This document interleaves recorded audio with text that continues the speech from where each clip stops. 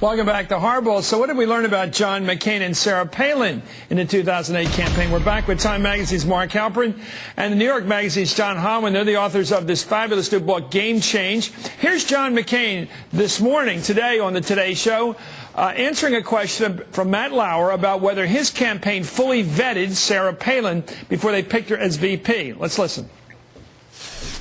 And I'm not going to get into it. But your comment that you just said I wouldn't know is somewhat surprising to me. You were the presidential candidate. Look, I wouldn't know what the sources are nor care. I do know that I'm proud of my campaign.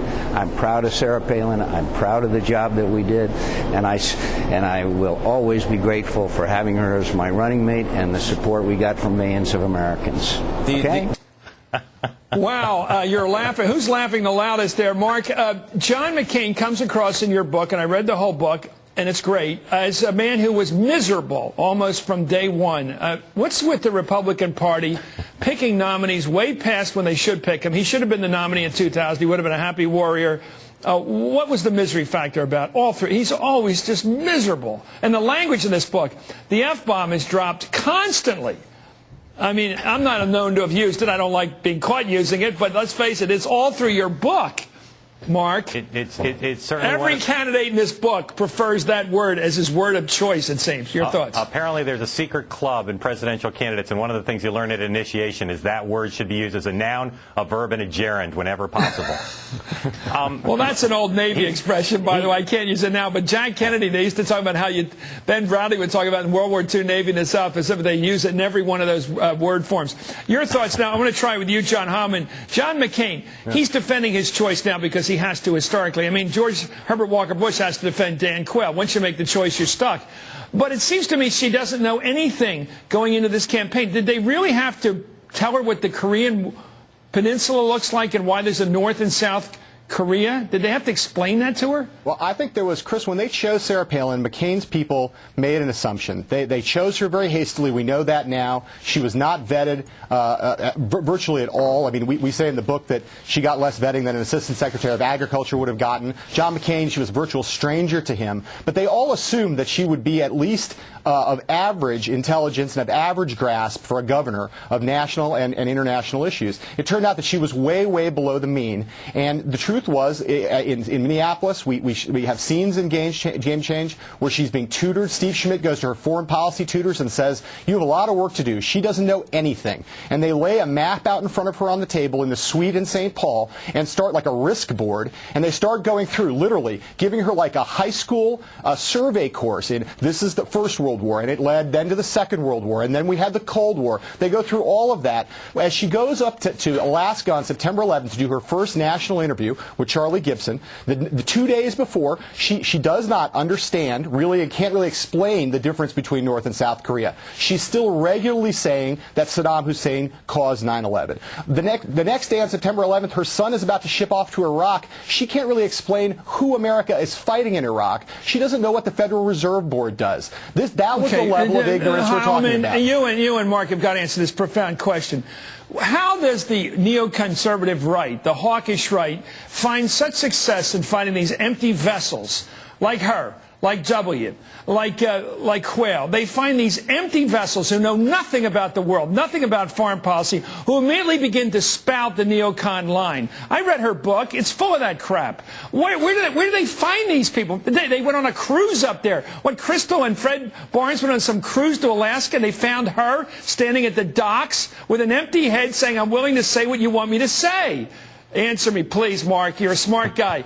How did we put these marriages from hell together? Well, empty heads, right-wing philosophy. Chris, I'm going to empty head. I'm going to have to answer you by primarily saying I understand why you're confused. I see in Sarah Palin leadership qualities, and the country saw them, and we talk about them in Game Change, which have now projected forward, where she has a following. She sold a lot of books. She continues to sell a lot of books. Right. She has grassroots support. But the fascination that some neoconservatives have for her, it's not clear to me where it stands from, because she didn't have an agenda, a neoconservative agenda in Alaska, and she hasn't really been a leader of formulating ideas. So I'm as confused as you are as to what that affinity is based on.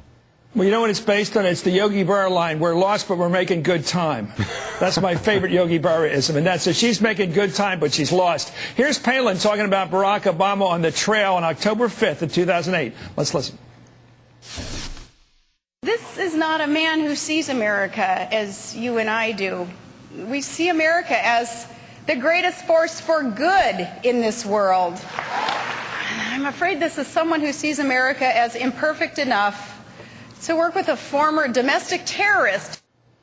Unbelievable. You know, when she makes the snarky attacks, she does this rising of her voice to C above high C. Have you noticed that, John Heilman, how she does that? When she gets into her sarcastic mode, she's really good at it. I mean, if that's what you mean by leadership, Mark, she's got it. If that's leadership, it's frightening. Your thoughts? What did you discover about her ability to lead without knowing? Well, I'm not clear that there was anything that she demonstrated in terms of leadership at the 2008 campaign, and I would say that that clip you just showed, Chris, was right after the vice presidential debate. She had just survived her debate with Joe Biden. She came out with a new head of steam. She thought that she was renewed. She'd overcome the last hurdle, the last obstacle, and that was literally the moment when she started going rogue. And, you know, for the McCain people, their view at that point was that she had more or less blown all the opportunities they saw for her in terms of helping with the women's vote, the moderate vote, the independent vote. All she was at that point was a magnet for the base and a huge headache. They hoped that she would kind of fade into the background for the last month. They could ship her off to states where she might help with the base. But she wouldn't go away, and she consumed enormous amounts of energy and time on the part of the McCain staff. And in the end, they ended up worried that she was, in the end, unfit to be vice president. How did this latest acquisition of Roger Ailes at Fox discover that Joe Biden's last name was O. Biden? Mark Halpern. How did she get into her head O. Biden? You know, it'll be hard to be a commentator if you don't get the surnames right, but she's got to stop calling them that or people think she's crazy. Go ahead. O. Biden, where'd it come from? Well, you know, during her debate prep, she was under a lot of pressure. We report in Game Change, she was under so much pressure that she fell into this blue funk, became, in the view of some advisors around her, catatonic and non-responsive. But one of the things that was happening to her no was problem there.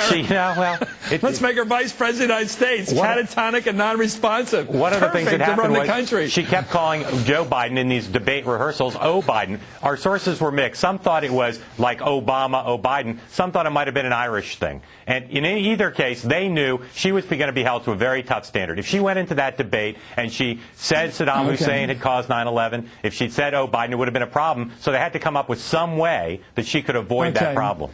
Okay, let's end this festivity with a little fight time. Now, John Heilman, you're my close friend and colleague.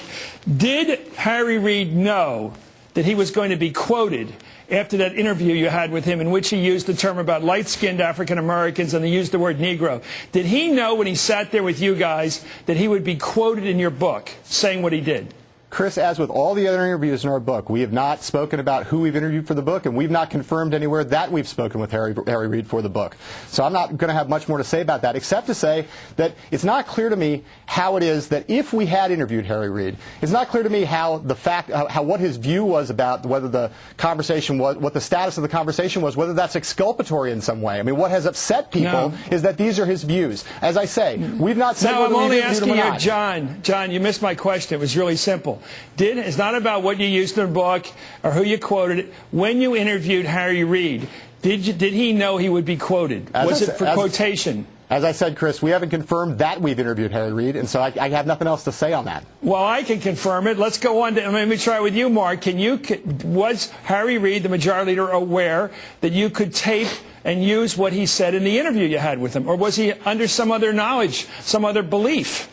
Chris, as your friend Haley Barber says, I was born at night, but it wasn't last night. I heard John's answer, and it's the same answer as mine. We're just not talking about it because we thought it was important in doing the book, Chris, to give everybody who we talked to confidence that we'd stand by the rules that we set when we interviewed them. We did that with everyone we interviewed in the book. So when he said in the book, according to your attribution, he said privately later, or later privately, that you're not even admitting that that was to you guys. We're not talking about what we did to who we interviewed for the book. So this is where it's going to stand. You never had an interview with Harry Reid. Well, we're just not saying whether we did or not. Because, again, we're not doing it to be cute. We're not doing it out of some false sense of responsibility or not. We're doing it because we promised all of our sources the same thing. Here's the problem. If he was quoted by you guys, and you're not saying you quoted him, there must be some reason why you're not saying you quoted him if you did. Is there a reason? John, would there be a reason why a reporter would quote someone and not say they quoted him? As I said, unless there was a ground rule that said you weren't going to quote him. As I said, what other reason could there be? As I said, Chris, you are like a dog on a bone here. But we've been trying to be steadfast with all. We've done more than 300 interviews with more than 200 people. We made promises to everybody, and we're going to keep them. Okay, well, when you change your mind about the attribution, let me know, because ground rules are ground rules. Anyway, hell of a book. I love reading every page of it. Everybody loves politics who watches the show should read this book. We'll argue about ground rules later. Mark Halperin, John Hammond, I have great respect for your work. Great work here. The name of the game is Game Changer. May you knock Going Rogue off the top of the bestseller list. Up